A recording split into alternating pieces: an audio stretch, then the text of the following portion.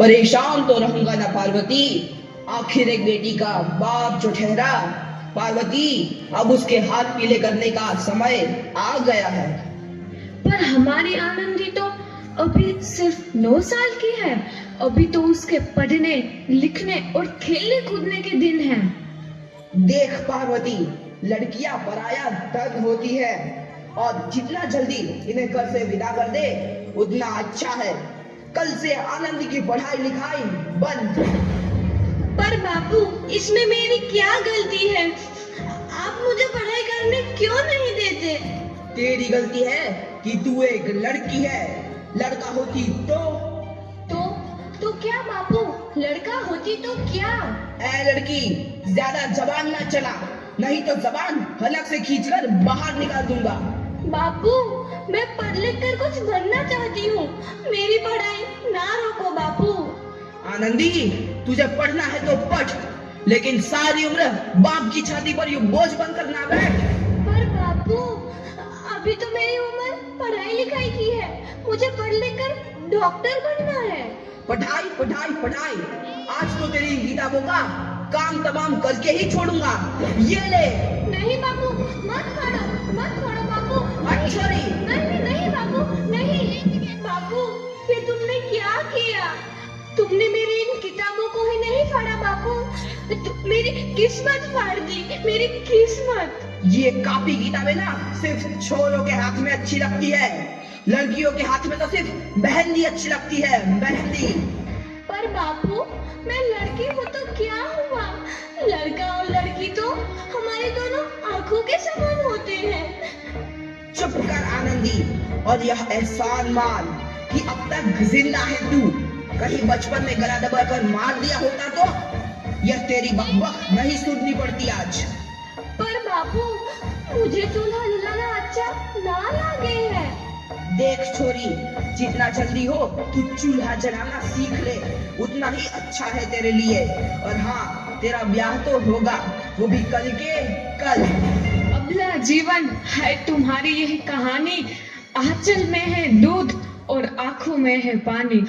मुझे माफ करते बेटी, तेरे बापू के जिद के आगे मेरी एक न चलेगी। माफ कर दे बेटी, मुझे माफ कर दे। इस प्रकार मात्र 9 वर्ष की छोटी उम्र में आनंदी का विवाह गोपाल राव जोशी से हो गया।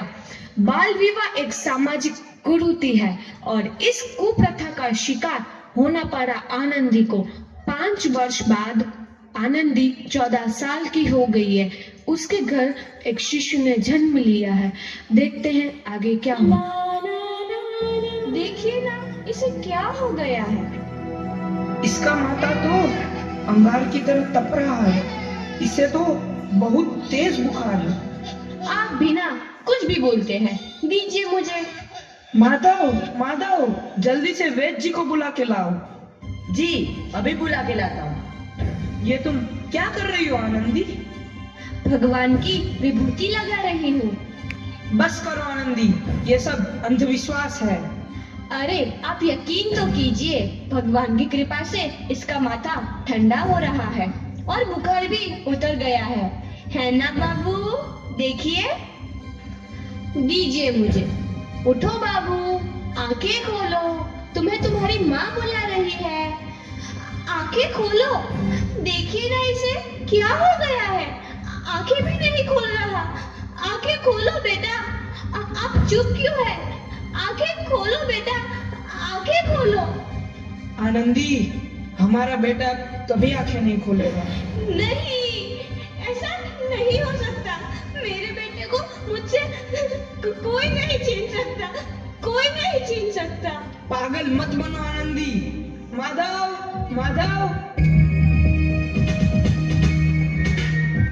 आनंदी, बंद करो ये पागलपन। भगवान ने मेरा बच्चा छीन लिया। भगवान ने नहीं, तुम्हारी अशिक्षा और अंधविश्वास ने तुम्हारा बच्चा छीना है। अगर तुम पढ़ी लिखी होती तो आज हमारा शिशु जीवित होता। तुम अनपढ़ थी आनंदी, अनपढ़। नहीं, अब मैं अनपढ़ नहीं रहूंगी मैं अनपढ़। मैं पढ़ूंगी ताकि कल किसी और आनंदी को इलाज के अभाव में अपना बच्चा ना खोना पड़े। शाबाश आनंदी, और यही तुम्हारे अपराध के लिए प्रायश्चित भी है।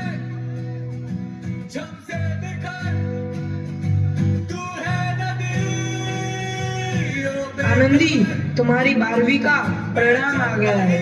तुमने पूरे कॉलेज में प्रथम स्थान अर्जित किया है।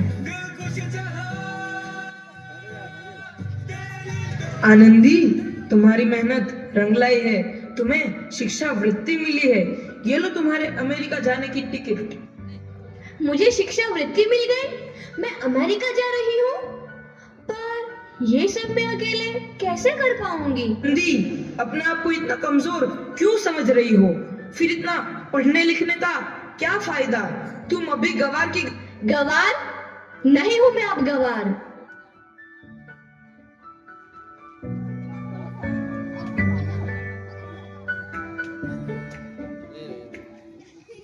तो इस प्रकार 7 अप्रैल 1883 को आनंदी अमेरिका के पेंसिल्वेनिया के लिए रवाना हुई और 3 साल बाद उन्होंने डॉक्टर ऑफ मेडिसिन की उपाधि प्राप्त कर ली। इधर आनंदी के पिता की तबीयत बहुत खराब है। आगे क्या होता है देखते हैं। लगता है अब मेरे जाने का समय आ चुका है। अब मैं नहीं बचूंगा। ऐसा मत बोलो। शहर के सिटी हॉस्पिटल में अमेरिका से डिग्री लेकर कोई बड़ा डॉक्टर आया है। एक बार वहां चलकर दिखा लेते हैं। हाँ, सही बोला भैया। कम से कम दिल को तसल्ली तो मिल जाएगी। हाँ हाँ, चलो चलो जल्दी हॉस्पिटल चलते हैं।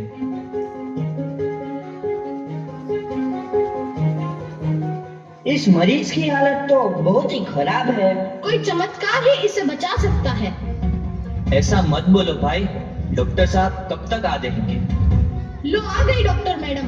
डॉक्टर मैडम जल्दी देखिए, मरीज की हालत बहुत ही खराब है।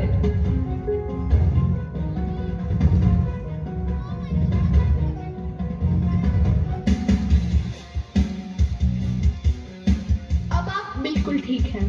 मौत के मुंह से आपको बचाया है डॉक्टर मैडम ने। डॉक्टर साहब ने मुझे बचा लिया। मुझे मिलना है डॉक्टर साहब से। डॉक्टर साहब नहीं, डॉक्टर मैडम बोलो। डॉक्टर मैडम, उन्होंने ही तुम्हें जीवन दान दिया है। लो आ गई डॉक्टर मैडम, मिल लो उनसे। डॉक्टर मैडम, आपका बहुत बहुत धन्यवाद। आपने मेरी जान बचाई। इसके बदले में मैं गरीब भला आपको क्या दे सकता हूँ? वचन चाहिए मुझे कि कभी ये नहीं कहोगे कि लड़कियां कुछ नहीं कर सकती। वचन? ये कैसा वचन? अरे श्यामलाल, तुमने पहचाना नहीं? तुम्हारी बेटी आनंदी। आनंदी? मेरी बेटी आनंदी डॉक्टर? हाँ बापू, वही आनंदी जिसके लिए बचपन में तूने चूल्हा और दूल्हा के अलावा कुछ नहीं सोचा था। आनंदी, आनंदी मेरी बेटी, मुझे माफ कर दे। मैं तेरा गुनहगार हूँ बेटी। नहीं नहीं बापू, वही आनंदी जिसके हाथ पीले करके तुम उसकी सारी जिंदगी काला कर देना चाहते थे। माफ कर दे मुझे मेरी बच्ची, माफ कर दे। मैं तेरा अपराधी हूँ मेरी बच्ची, माफ कर दे। नहीं बापू, मैंने तो तेरा एहसान चुकाया है। याद है ना अपना एहसान जो बचपन में तुमने मुझ पर किया था?